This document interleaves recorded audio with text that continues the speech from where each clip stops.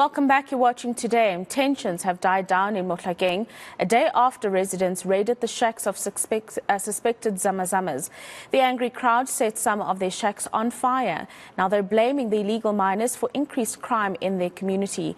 We've got a reporter, Moloko Moloto, who joins us now for the very latest on those developments. I mean, Moloko, while today might be quiet in terms of it being in a public holiday, the past few days have been quite hectic for Basotho nationals in particular. How have they reacted to the attacks against them over the last few days?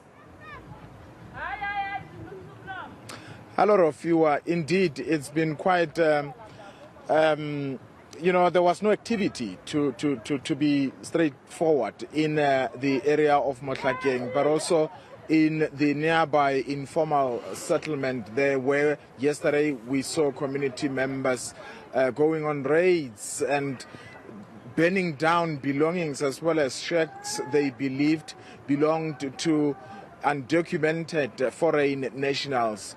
And of course, despite the fact that the police are saying people must stop taking the law into their own hands, we also saw the district commissioner of the SAPS yesterday trying to speak to the residents, particularly next to the hostel there, and they were really they didn't want to hear any of his appeals, and they went on. Even as he was speaking yesterday, we saw them continuing to ban those. And of course, today we went there just to check on the aftermath and as to how those who have lost their belongings are coping. And we arrived there to be welcomed by the Basotho men. Interestingly, Rofiwa, the people here are targeting mainly the Basotho nationals, whom they say are the ones who are behind the spate of criminal activities, including mining illegally in the area. And we spoke to some of these Basotho nationals who said, look, we are not involved in any of those things. We work for ourselves, we do odd jobs and we get paid for that. And they are saying, we lost passports, we lost a whole lot of things. In some instances, while they did not burn the shacks, they would pull out belongings such as beds and clothes and burn them. Of course, some of them fled yesterday, but others remained. And let's listen to some of those we managed to speak to in the morning.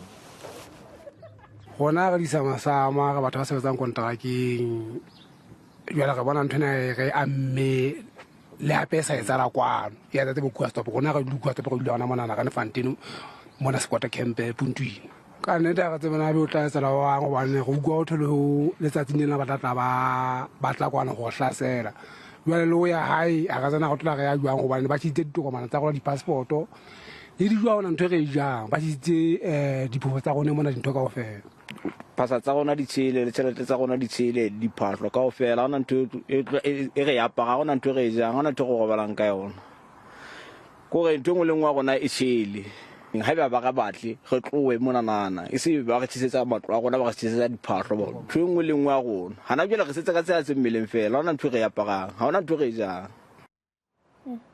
Now, the community say that they were targeting shacks that belonged to suspected illegal foreign nationals.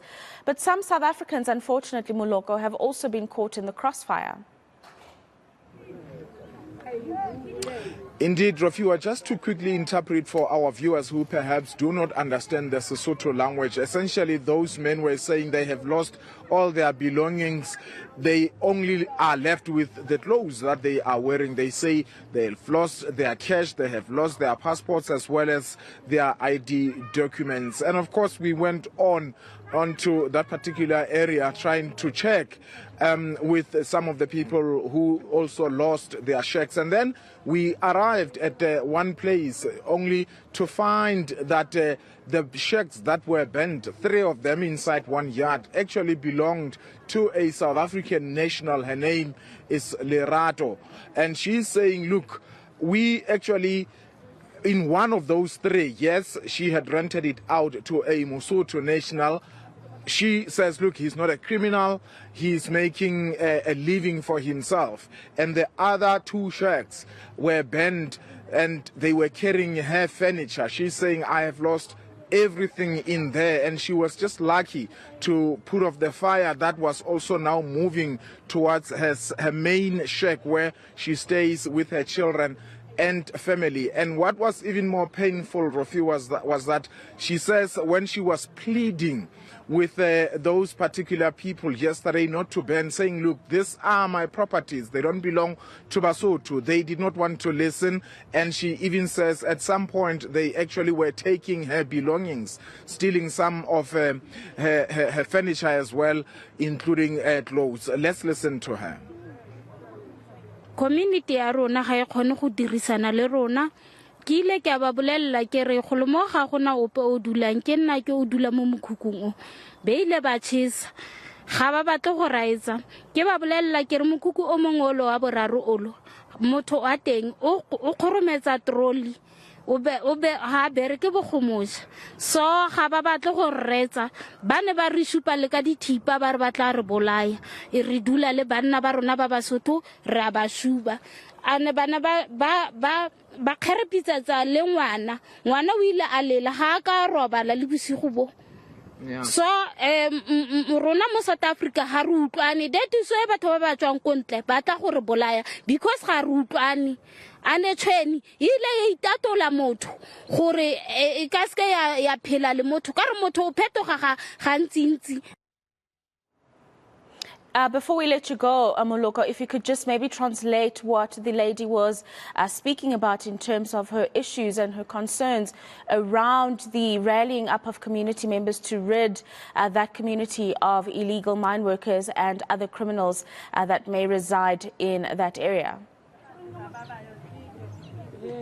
Essentially, Rofiwa, she's lamenting the fact that those people who had raided her shacks did not want to listen to her, and she's also saying that her child was caught in the crossfire. She was just pushed around, and she even struggled to sleep last night because she was traumatized by the events that happened on that day yesterday. And she was basically saying, look, human beings cannot be trusted, really. And she believes that South Africans should learn to cooperate with one another. She's just aggrieved at the fact that despite her pleading with those people who were there, they did not want to listen to her, even when she said, look, I am not a foreign national, I am a South African. Thank you very much. That is Moloko Moloto. They're bringing us the very latest in terms of the protesting we've seen over illegal miners and the criminal activity that has increased in Krugersdorp over the last few days since we reported on 8 young women being raped, gang raped rather, by alleged illegal miners in that area.